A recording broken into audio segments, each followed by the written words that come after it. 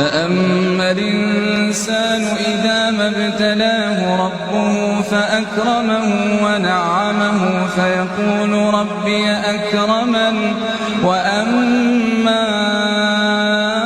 إذا ما ابتلاه فقدر عليه رزقه فيقول ربي أهانني كلا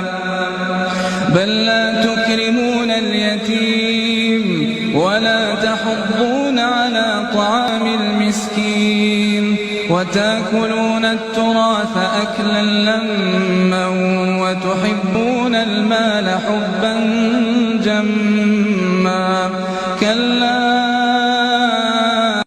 إذا دكت الأرض دكا دكا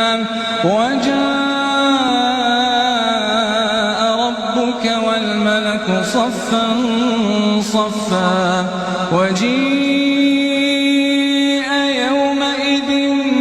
بجهنم يومئذ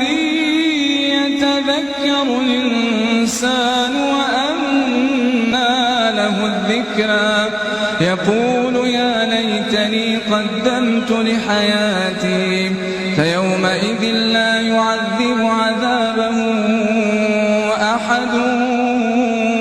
ولا يوثق وثاقه أحد يا أيتها النفس المطمئنة ارجعي إلى ربك راضية مرضية فادخلي في عبادي وادخلي جنتي.